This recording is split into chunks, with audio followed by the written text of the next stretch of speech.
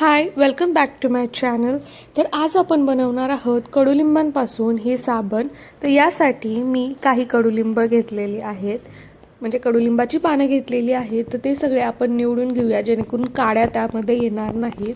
हे सगळे निवडून घेतल्यानंतर आपण याला धुवून घेणार आहोत. तुम्ही यामध्ये याच्या बियाही टाकू शकता.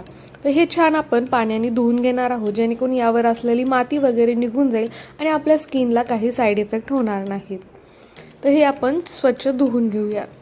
यानंतर यातलं सगळं पाणी काढून आपण हे मिक्सीमध्ये टाकून घेऊया जेणेकरून याचा आपण एक बारीक पेस्ट तयार करणार आहोत.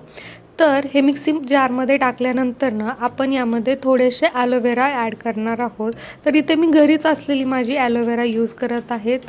तुम्ही मार्केटमधूनही ॲलोवेरा जेल आणू शकता आणि तेही यूज करू शकता. कोणत्याही ब्रँडचं चालेल, काही प्रॉब्लेम नाही. तर इथे मी ॲलोवेरा छान प्रकारे कट करून घेत आहे जेणेकरून त्याचं वरचा जो भाग आहे तो त्यामध्ये येणार नाही. फक्त गरगर आपण यूज करणार आहोत. हा तुम्ही कमी जास्तही यूज करू शकता, असं काही प्रॉब्लेम नाही. यानंतर आपण यामध्ये 1 चमचा हळद टाकून घेणार आहोत, जी की आपल्या स्किनसाठीही चांगली असते. आणि हे आता आपण वाटून घेऊया. तर याची छान पेस्ट तयार झालेली आहे. तुम्ही इथे बघू शकता. ही आता मी एका बाउलमध्ये काढून घेत आहे. यामध्ये आता आपण 2 व्हिटॅमिन ईच्या गोळ्या ॲड करणार आहोत. तर इथे मी व्हिटॅमिन ईच्या कॅप्सूल ॲड करून घेतलेला आहे. तर हे आपण छान प्रकारे मिक्स करून घेऊयात. यानंतर मी इथे सोप बेस घेतलेला आहे. हा तुम्हाला ऑनलाईनही मिळून जाईल किंवा एका कुठल्या मार्केटमध्येही मिळून जाईल. तर याचे छोटे छोटे पीस करून घ्यायचे आहेत आणि हे आपल्याला आता गॅसवरती मेल्ट करून घ्यायचे आहेत. त्यासाठी एका पॅनमध्ये किंवा एखाद्या पातेल्यात आपल्याला पाणी घ्यायचं आहे आणि त्यावरती अजून एक बाऊल ठेवून पाणी उकळल्यानंतर त्यामध्ये हे मेल्ट करून घ्यायचं आहे. तर यामध्ये आता मी कडुलिंबाची जी आपण पेस्ट बनवली आहे ती ॲड करून घेत आहे. तर हे छान मिक्स करून घ्यायचं आहे आणि हे एक उकळी आल्यानंतर आपण मोल्डमध्ये फिल करून घ्यायचं आहे.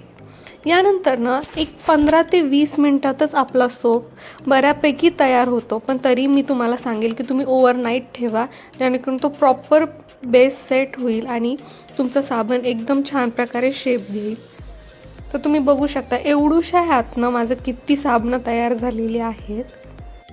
तर आपण याला आता मोल्डमधनं बाहेर काढून घेऊयात. तर तुम्ही बघू शकता किती सुंदर प्रकारे साबण निघालेले आहेत आणि अर्धा किलोच्या बेसमधून मी एवढे साबण बनवलेले आहेत. तर तुम्हीही नक्की ट्राय करा आणि ही रेसिपी किंवा ही मेथड तुम्हाला कशी वाटली ती मला कमेंट करून नक्की सांगा आणि तुम्हीही ट्राय करा.